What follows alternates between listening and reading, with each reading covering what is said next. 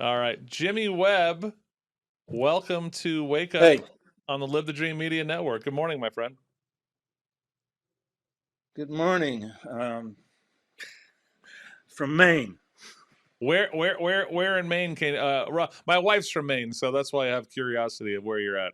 Southern Maine, the Center Level, White Mountains area, Mount Washington. Okay. I'm I'm way back in the woods here, and I've been trying very hard to make this connection. You made it happen. But That's all that matters. We're fine. We're all good. okay, Good, good morning, Jimmy. That's our friend David Slavin. I'm Christopher DeSimone. David, what's your good first question morning. for Mr. Webb? Well, I want to start out. Jimmy, you're on vacation up there? Yeah, I am. I want to show you guys where I am. See, it is a log cabin. I'm telling you. Look at that. This That's beautiful. this is where I spend my summers. When my kids were growing up, I brought them here every summer. What's And what's the name of that lake, Jimmy? it's a pond actually. It's called Heald, Heald. Okay. Nice. And when they made the movie Golden Pond, this was on the short list of ponds, and they ended up using another one. But it's really very wonderful. I can hear Katharine Hepburn is talking about the loons right now, Jimmy Webb. Thank you. Yeah. I hear that. Do you know that loons love music? Tell When me I more. start playing when I start playing music on my porch, they come over and float around and listen. That's beautiful. I love it. That's great. Well, you're playing the Fox Theater in Tucson, Arizona. You're going to be changing your biomes very quickly in just 8 days. So Yes, I know that. However, I'm looking forward to it. I still really enjoy the audiences, and I think we put on a pretty good show. And so yeah, I've been away from it for a while, but I'll be doing my scales and I'm trying to remember the lyrics to by the time I get to Phoenix. what's the setup of the band and everything for the show? it's I am the band. I am the show. Okay. There's me and the piano, and there's my you know, dubious skills as a raconteur, in that I tell a lot of inside stories about the songs that people are by and large familiar with, and some of the people I've encountered on this journey. And tell you the truth, if people don't leave laughing, I feel like it hasn't been a great show. It's not. Look, It's not wallowing in nostalgia. It's nothing like that. But of course, I speak a little bit. Well, sometimes more than a little bit about Glenn Campbell, who was my, well, if not my closest friend, certainly in the running. And uh, we're he we're, I think we lost him 7 years ago, 8 years ago. I've been uh, I've been singing his praises, and he was without a doubt probably the finest entertainer I ever saw, and one of the most wonderful guitarists out there. Um, we had on his goodbye tour, we had Mark Knopfler showing up to say goodbye, Paul McCartney Sure. backstage say goodbye, and it was like a parade of these great musicians, and everybody knew that Glenn was the guy, and it was really beautiful to see that happening. Jimmy, how did the universe bring together Jimmy Webb and Glenn Campbell? That's a hard one. We both small town boys. he was born in Delight, Arkansas. I was born in Elk City, Oklahoma, on the Mother Road. I was born 12 miles from where Roger Miller was born, and Eric. And Toby Keith was born in same county, Beckham County. And I was out in the field one day plowing. I mean, I know this sounds really kind of folksy, but it's the truth. And I was driving a tractor and listening to my transistor radio, which was the first subversive element in society, long before the computer, long before the computer. And I'm listening to all this music that my father doesn't want me to listen to. And I heard this wonderful voice, this guy singing "Turn Around, Look at Me," which is a song written by a guy named Jerry Capehart. It's really an excellent song, and it was Glenn. And I just remember stopping my tractor and just saying, I got to write songs for that guy. I was 14 years old, and this thought floated through my head that I would write songs for Glenn Campbell. Well, somehow or other that happened. My father moved us to California. I went to school. I graduated high school in Colton, California, and used to drive into Hollywood and haunt the studios, hoping that maybe I would run into Glenn or see him or just get to shake hands with him.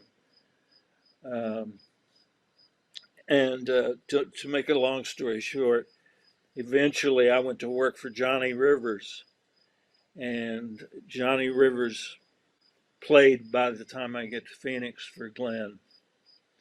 And that was a magic moment in my life, because Glenn, well, the conversation is, as it was relayed to me, Glenn said, "I don't get it. Why are you giving me this song? You know it's a hit."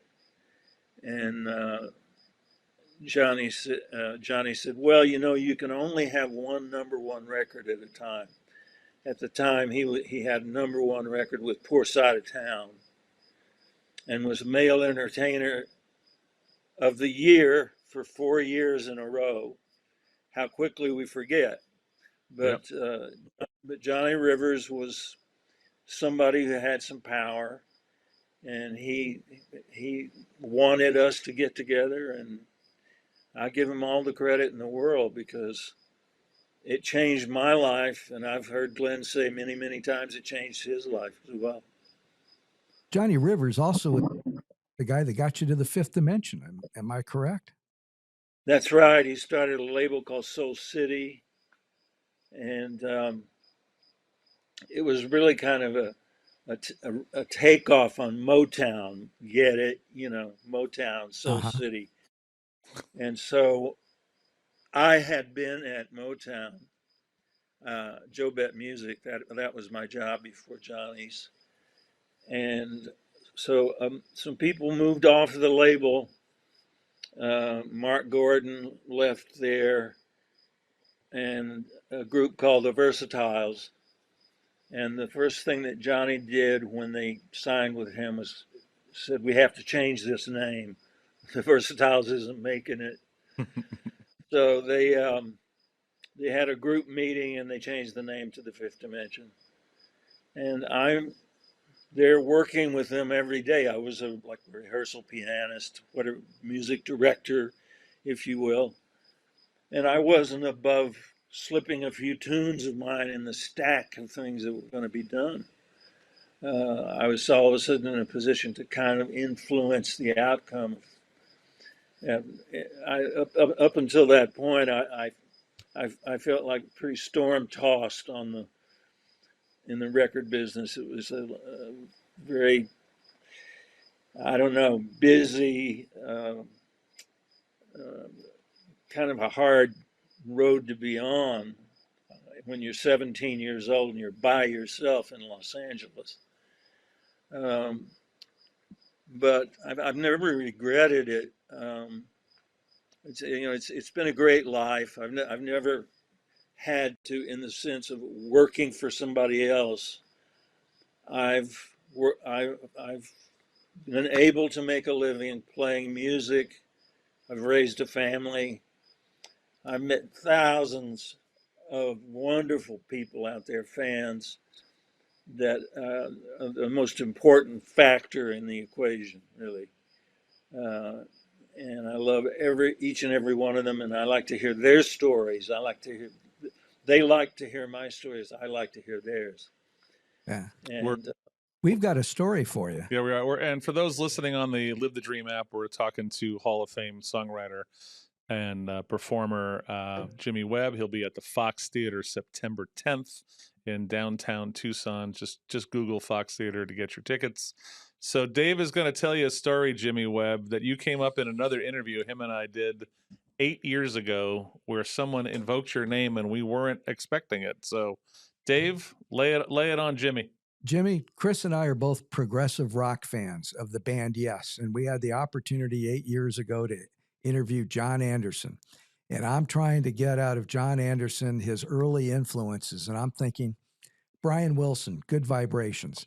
So I'm trying to get that out of him, and he wasn't going to. Well, it's always Sgt. Pepper's or Pet Sounds. Or always Pet comes Sounds, up, right. right? And he wasn't going to have any of that. He says, actually, we were listening to Paper Cup by the Fifth Dimension. And holy mackerel, that just totally floored me. And that the band Yes would be listening to Paper Cup. I had yet to hear the album, The Magic Garden by the Fifth Dimension. And a friend of mine played it for me not 6 months after that interview with John Anderson. And I'm listening to The Magic Garden, which is a concept album. Am I correct in calling it that, Jimmy? I think so. Some people have called those albums song cycles, but they were conceived as whole rather than as bits and pieces. So really, I was just swimming with the current. That's the way that Van Dyke Parks did a song cycle with a group called Harper's Bazaar. Uh-huh. There were the Beatles. There was Tommy. The Who were Right. writing Tommy, and then there was a move towards this kind of operatic sound, or more of a symphonic sound. So I was just in there pitching. That's what was happening. And Well, I had this great, this wonderful group. And I don't want to, hurt anybody's feelings out there, but Billy Davis and Marilyn McCoo were the strong singers in that group. And Marilyn went on to have a million-selling single, One Less Bell to Answer, and hosted Solid Gold for years and years and years. right. And Billy Davis, I have to sit here and tell you, is the finest vocalist I ever had the pleasure of working with, including Glenn. They're both in the same rarefied atmosphere as far as I'm concerned. So I was pretty happy working with the Fifth Dimension. I did 2 albums with them. The second one I did with Bones Howe, and that was Magic Garden. Well, and it's not hard for me when I listen to The Magic Garden and the story of a breakup in your life to have made the connection that, a young Rick Wakeman, John Anderson, they listened to this and they thought how they could do the instrumentation for the band Yes as they progressed over the years. And, Well, I love the band, and I'm very flattered to hear that. It's always nice to be remembered. But I've at the time I didn't realize that Billy Joel was in Hollywood, and he's told me he's a neighbor of mine now, and he told me, he said, I just wanted to be you. So, I said, well, as I was going through your songs, I just want to be you.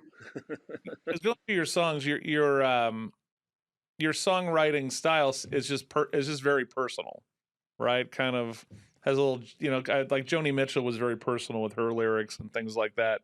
So talk about Was it just things you were interested in? Was it part of a coping mechanism when you were younger? Why are your lyrics so darn personal? Well, I'm a romantic. I mean, I don't, there's a, you know, Linda Ronstadt used to say to J.D. Souther and all those guys, some of the Eagles who we all hung out at the same place. And she used to say, well, you guys just aren't in touch with your feminine side. Jimmy's in touch with his feminine side. And some other people have been less kind and just said that I'm melodramatic. But I, I could, when I felt loss, I felt it very grievously. I mean, I really was highly sensitive, maybe a kind of a greenhouse kid because I grew up a Baptist preacher's son. And I was protected from a lot of things that later on didn't bother to protect myself from. But I was very naive and romantic about love and such. I still believed all those old songs from the Great American Songbook. You know, um, uh, Harold Arlen, Yip Harburg, Johnny Mercer, uh, Hal David, and Burt Bacharach. And if you listen to the Beatles, you don't have to listen very carefully. The Beatles were very romantic. Lennon and McCartney's Yesterday. It bowled me over one day. I was riding along in the car and I heard that song. And it felt to me like the world had shifted. Something had shifted gears because that was a different level. That was suddenly, we were on a different level. I felt the same way about Joni Mitchell's stuff. And I knew her very well. I haven't spoken with her in a long time. And I still love you, Joan. I, I, she blew my mind because she was willing to sort of rip open her chest, and expose, things that had never been exposed in songs before. And so it was a great time to be a developing songwriter. And I'm glad I'm glad I was the sensitive kid that I was because um, I think it helped me write a lot of things. Well, I think you've given us a great transition, Jimmy. Um, One of the things that being a fan of your music over the years and following that your muse in your early days was a girlfriend, Susie Horton. And Susie Horton ended up moving to Tucson. I learned the story of Susie Horton from actually reading about your music, and she became a Ronstadt, Susie Horton Ronstadt, and she's lived in Yes. Tucson for the last 30 years. And we have her with us in the studio today. I know it's not a surprise to you, but hopefully it's a surprise to the Wake Up audience that we have Susie Horton here with us. Susie? Oh, Tony, can I have Susie's voice? Mike, please. All right, Susie, get up a little closer. A Huh? little closer, okay. There she is. How's now, that? now say hello. Hi. That's a very familiar voice. So is yours. So tell us the story of you and Susie, Jimmy. I happen to. I don't know. Make it. I can tell you the first time I saw her, I was on the PE field at Colton High School doing this drudgery. We weren't like sports or anything. We were just in PE, and we're doing these sit-ups and stuff, and we're looking over there, and the cheerleaders are working out in front of the stands on the football field, and there's this blonde angel, perfect California girl, like right off a Beach Boys album, and she's like flying through the air. And I said, I said to this guy who was sweating next to me, I said, who is that? And he said, oh, well, forget about that. He said, that's Susie Horton. And so Susie said, from that day on, I knew who Susie Horton was. So did everybody else in that school. Well, between And Park and by the time I get to Phoenix and where's the playground Susie, I think people all over the world now know who Susie Horton is. Susie, what was she it was like? very kind to me because I wasn't very cool and I was not very attractive and I wasn't nearly as smart as she was. And she still went to grad night at Disneyland with me. I think it was like I think I think it was like a merciful thing that she did. It was like a maybe penance or something for something else. I don't know. But we went we we went to grad night at Disneyland and she was very ambitious. She was wanted to be a dancer and between the two of us we created the senior high school musical, which is a full-on musical with a score, and she choreographed it. So we were doing these, boy, we, in our minds, we were flying high. We were doing all these great things. It was a great show. And the community, they wanted us to put it on for the community. It was so good, but they felt like it would show favoritism for our particular class, so they wouldn't let us present it as a big show. It's the senior assembly. So I had forgotten about that. Rats to them. They should have let us. They should have let us do it. They don't know what they missed. so Jimmy, what was the first song you wrote inspired by Susie Horton? The first one I don't really know, and I'm not. It's not because I'm trying to avoid telling you. It's just that everything I wrote about Susan for a long time. Was it The Name of My Sorrow? Yeah, it might have been. That was well everything. If I wrote it, it was about you. But it was. Thank you. It was The Name of My Sorrow. Sort of sounds like Bleecker Street and Other Sorrows by who was that guy? Rod McEwen. Rod McEwen.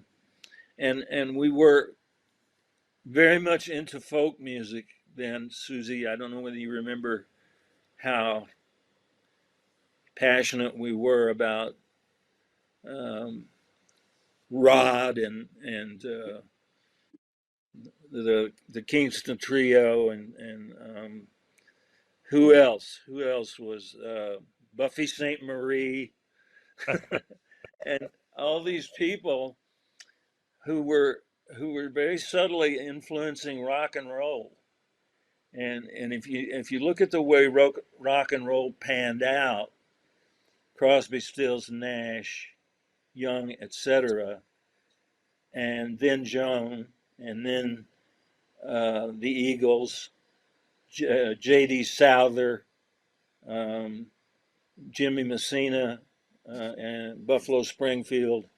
Jimmy Messina was going to Colton High School the year before Susie and I graduated, and he had a band. Year after, yeah. Year after. The year after? Yeah. It was the year after. He had a band called Jimmy Messina and the Jesters. And they were playing Dick Dale, California surf music. But the folk influence, I can't emphasize strong enough that folk music didn't really die. It just kind of changed into this. Remember when Bob Dylan put electric instruments on his album, and everybody was shocked and dismayed. But contemporary rock and roll is descended from folk elements and blues elements and a lot of contributors. But folk music was very popular with us. We went to coffee houses we were very good kids. We didn't get, you know, inebriated or anything like that. Jimmy, Did we? how many years of Susie songs did it take before you finally got over her? Well, I don't, you know, I don't know whether you ever get over that. I'm not sure that I would want to get over that. Gotcha. But you know, I wrote about her for a lot of years. I mean, for, you know, at least a decade. Then long after, you know, we eventually got together, um, and went through some rocky times. Gotcha. And um, but I think that I think she's still my muse. I think that I still, she's there in the music. Whatever there is that comes out now is just it's an amalgamation. It's a construct of all of these things that have happened to me in my life. But certainly, you know, I never felt anything that poignantly again, because she was she was really my first love, and my childhood sweetheart is another cliche you can throw on top of that. You know, it's really old fashioned stuff. It's stuff that people don't really talk about anymore. Yep. All right, we're gonna do this. Dave, two more questions, one from you, one for me, and then we'll let Jimmy get back to playing some piano for the loons on Heald Pond. Hold on. So, Dave, what's your question? What do you Okay. got? You worked with or did you actually work with the Brooklyn Bridge, Johnny Maestro, when they did their version of The Worst That Could Happen? To some degree, I did. Wes Farrell came into my office and said, "You know, you have a hit record sitting on the back side of that Magic Garden album," and I said, "Yes, I know." And they wouldn't they wouldn't let us put it out because the group, it was a solo by Billy Davis, and the group was adamant in their insistence that there not be a lead singer. You know, every other band was looking for a lead singer. They had a lead singer, and they didn't want him.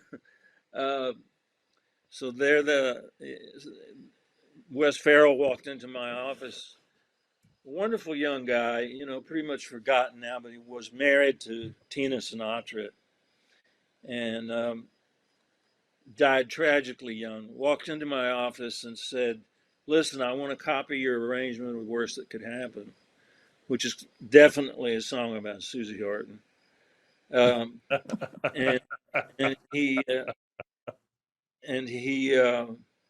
said, I want to cut that. He said, "I've got Johnny Maestro," and I remember Johnny Maestro from 16 Candles, you Right. know, and I mean, which, by the way, I don't think 16 Candles would be woke enough for the market today, but you know, you're 16, you're my teenage queen. Mm. So, Right. but the voice was amazing. The voice, and I said, "Well, Wes," I said, "not only will I give you permission to do it, I said I will help you do it." And I sent over arrangements to him and made sure that he had everything he needed to cut that song, because I knew in my gut it was a hit. And sure enough, you know, Johnny Maestro on the Brooklyn Bridge. There's a guy in the group named Jim. He calls me every Christmas and says, "Thanks, Jim." He says, "We're still working it." they've been they've, they've been playing that song for 50 years, and I think that's the thing that surprises me the most, is that people still listen to this music, still record it, Oh, yeah. still. I don't know. I never thought it would last this long. So I was building a Jimmy Webb playlist on Spotify for the bump music for all 3 hours of the show today, and I saw how many people recorded by the time I get to Phoenix. It was way Right. more than I ever thought. So my last question for you, Jimmy, is my favorite Jimmy Webb song is "The Highwayman." So talk about a song that doesn't seem like part of a Susie Horton personal breakup experience. How did that get on your well, how did that get in your kind of in your head? I think you did it for Glenn originally, and then of course the big boys took care of it in the '80s for you. Talk about the Highwayman for me. Well, I actually wrote it in London. I was staying at the Inn on the Park Hotel, and I had a very vivid dream. And I have a dreaming problem in that I have terrible dreams sometimes. It's something that I had when I was a kid, and I still do. Once in a while, wake up in a cold sweat, and it was one of those nights, and I was like a Dick Turpin kind of a character with a sword, and I was on a horse, and I was galloping, and behind me was the Queen's Guard. I don't know whether you've ever seen them, but they've got the chrome helmets, and Sure. they were all behind me. They were chasing me, and they were going to catch me. And I knew that if they were going to catch me, they were just going to cut my head off right there, because I was a bad guy, right? And all of a sudden, before it always happens that before disaster strikes, I wake up, and I woke up just before they chopped my head off, and I had a piano about 10 feet from the bed. I used to keep it in my suite when I was on the road. And I just rolled out of bed and rolled onto the piano bench and wrote the first verse to Highwayman. Wow. That's the truth. And I didn't really know where it was going after that, but in the hours that followed, the days that followed, the other characters began to flesh themselves out, and the concept of the eternal soul, the soul that lives life after life after life after life, and also the concept of the unique, precious beauty of every single life and every person that we see, who we may judge by their appearance or by the way they speak or how much money they have. That it's really that inner story of the inner life of the individual. That's where the beauty lies in people. Then they named the country's greatest supergroup after your song. So nice going. Well, they were a monolithic bunch of guys, and as usual, I got romantically involved because I had a bromance with Waylon Jennings.